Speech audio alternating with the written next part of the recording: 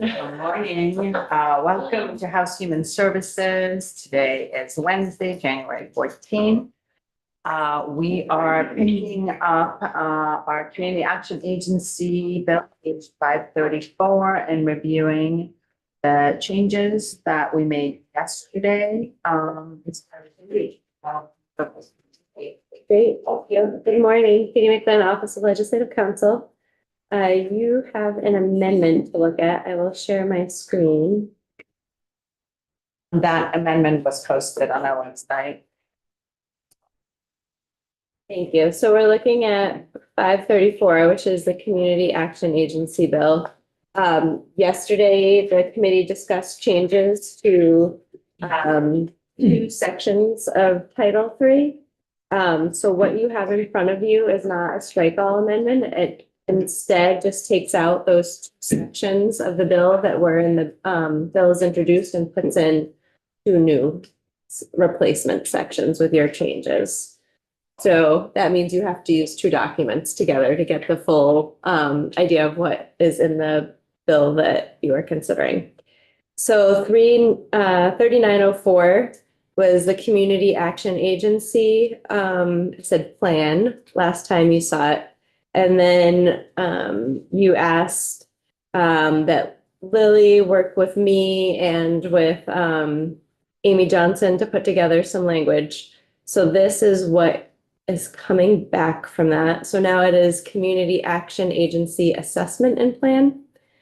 Each designated community action agency shall determine the need for activities and services within the area served by the agency.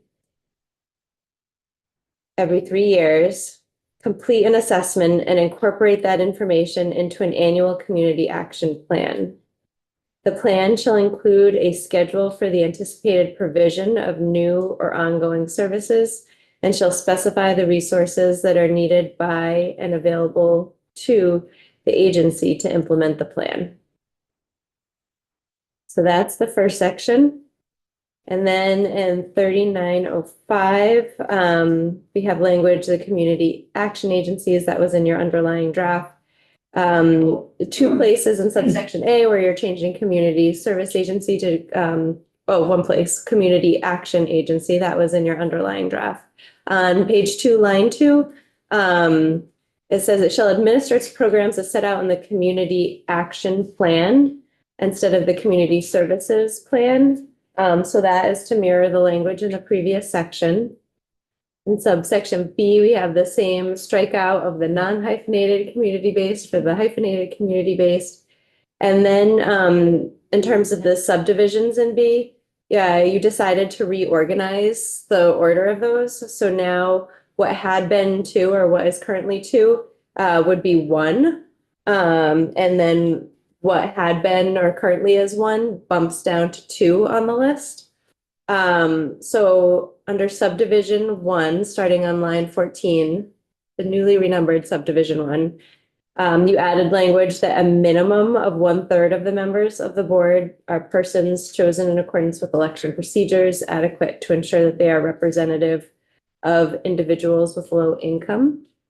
And then under subdivision, newly renumbered subdivision 2, it's underlined to show that it has moved, but the language itself is the same. And the C is the same.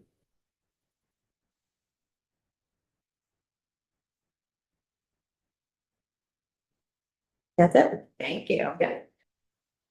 Any questions? Go ahead, grab some questions. You started by saying you pulled something out, so we now have two components. You now have Yes. 2 documents. So Two instead of a strike-all, which says we're starting fresh with a clean document, because you're only amending 2 specific portions of the bill as introduced, I just pulled out those 2 sections and I'm putting them back in here.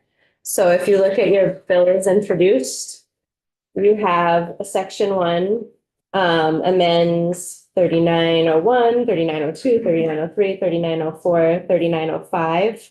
So 3901 through 3903 are untouched by this amendment. They stand as is.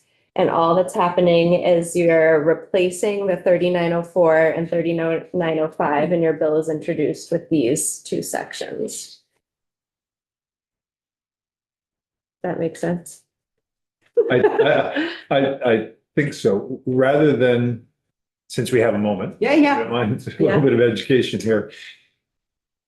What,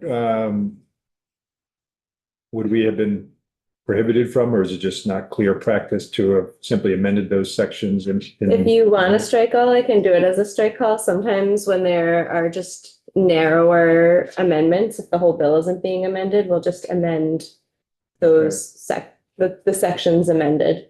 Like if Okay. you've seen instances of amendment on the floor, Yeah, this is like instances of amendment, but this is one instance of amendment where you're just taking out two sections and putting two Okay. sections in. If this is unclear, I'm happy to flip it into strike all. I'm not making that request. I'm just trying to get some So when it's presented clarification. on the floor, Mhm. will there be one document or two documents? You'll use two documents. I see. Mhm. So this, we're presenting an amendment to the, This essentially, yeah. amendment to the bill is introduced. I see. Yeah. Okay, that's how we would talk about it. Yeah. Yeah, okay. So you are retaining the first three sections and the bill is introduced as is, unchanged. And you're only presenting an amendment to those last two sections that are amended by the bill. So on the floor, then does we have to, since it's presented as an amendment, there would be a vote for the amendment and then there would be a vote for the entire bill? Or is it all thought of as one thing at that point? I think that would be the same regardless of how you did it. Because even if you did a strike all, I think you would take a vote on the amendment. And then the underlying, am I correct on that? This is a parliamentarian question, Okay, all right, well, just wondering, it's curious. but I'm seeing there's some confusion, so I'm definitely happy to pop it into a strike all if that's easier.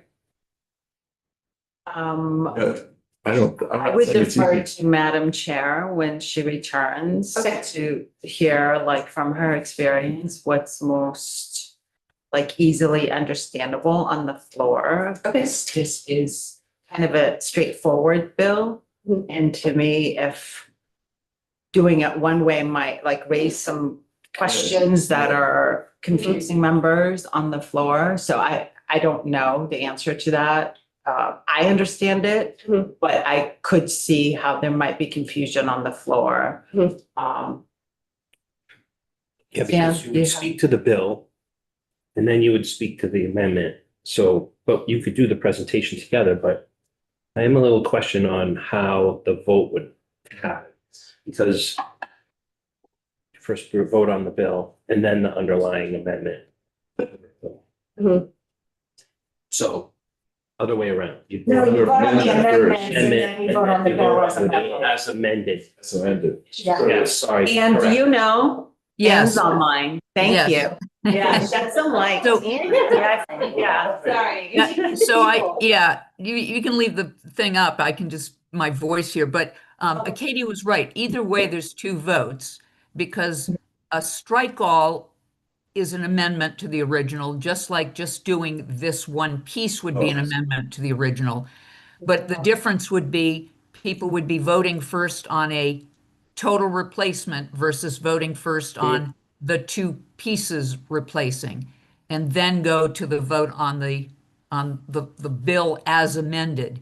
So I think, it was a good point by your vice chair, whose name I'm forgetting. But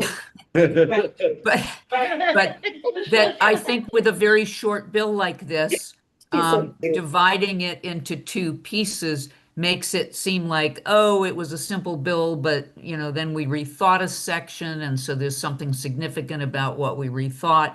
It might be just easier to say, all right, you have the bill as introduced, but we're actually presenting this strike all, which incorporates everything that we responded to after testimony. And then you only need to go through the whole thing one time rather than than breaking it up. But it doesn't make any difference in terms of the voting process. It's first a vote on the amendment, which is either a strike all amendment or just the two paragraphs being amended.